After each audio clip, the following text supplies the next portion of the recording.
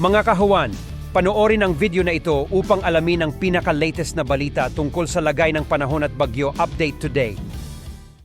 Narito na lagay ng ating panahon ngayong September 16, 2024 at sa ating latest satellite images makikita natin tatlong major weather systems ang nakakaapekto sa ating bansa. Ang southwest monsoon, partikular na dito sa kanlurang bahagi ng ating kapuluan. Meron tayong low pressure area na sa may silangan ng Northern Luzon at gayon din ang isang bagyo na nasa labas ng Philippine Area of Responsibility na may international name na Pulasan. So unahin natin itong low pressure area na nasa may bahagi ng 400 km silangan ng Tuguegarao City sa Cagayan o 385 km east-northeast ng Kasiguran sa Aurora. Ngayong araw, malaki yung tsansa na maging bagyo itong low pressure area na nasa may silangan nga ng Tuguegarao. Kaya iba yung pag-iingat lalong-lalo na sa mga kababayan natin dito sa may Cagayan Valley region.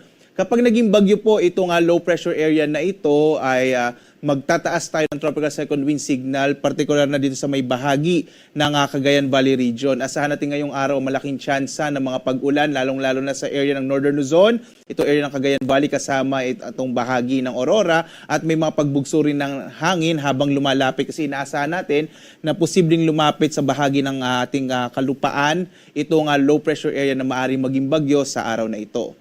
Ang susunod natin, itong bagyo naman sa labas ng Philippine Area of Responsibility na mayroong international name na Pulasan. Alam niyo po yung Pulasan, ang ibig sabihin niyan, isang uri ng prutas sa bansang Malaysia. So bansang Malaysia yung nagbigay nitong pangalan na ito dito sa may bahagi ng ating lugar.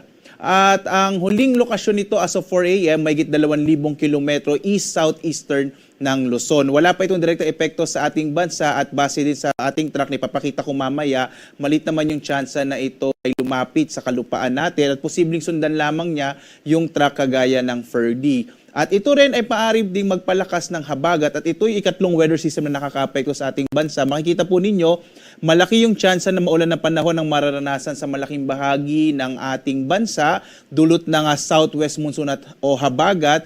At idagdag din natin yung epekto ng low pressure area, kaya makikita nyo halos maulap na kalangitan ang makakaapekto sa ating bansa na may mga pag-ulan mula katamtaman hanggang sa kuminsan ng malalakas na mga pag-ulan. Lalong-lalo na sa may area ng Western Visayas at Mimaropa, ang iba pang bahagi ng Kabisayaan, Southern Luzon at gayon din sa may bahagi ng Northern Mindanao ay patuloy na makararanas din ng mga pag-ulan, kaya iba yung pag-iingat sa mga posibilidad ng mga biglaang pagbaha at pagguho ng lupa. Sa Kamaynilaan naman, medyo maulap na kalangitan din ang mararanasan, gayon din sa Central Luzon at iba pang bahagi ng Luzon.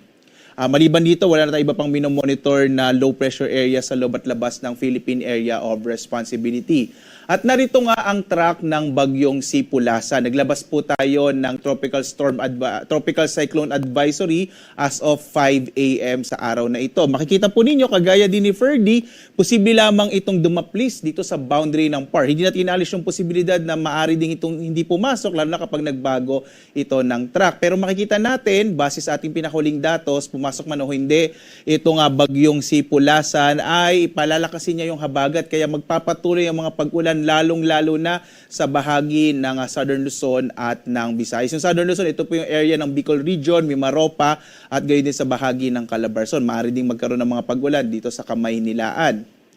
At posible dito lumabas ng Philippine Area of Responsibility kung papasok man ito araw naman ng Miyerkules. So yung bukas, Tuesday hanggang Miyerkules, ito yung nakikita natin na duration ng pagpasok at paglabas ng bagyong Pulasan. Ang magiging pangalan ng susunod na bagyo, kung sakali man pong itong Pulasan yun or yung low pressure area na sa may silangan ng Tuguegarao ay Hener. Ang susunod naman po kay Hener ay Helen. So ito po yung mga dalawang pangalan ng mga bagyo na magiging pangalan po ng bagyo dito sa ating bansa, Hener at Helen.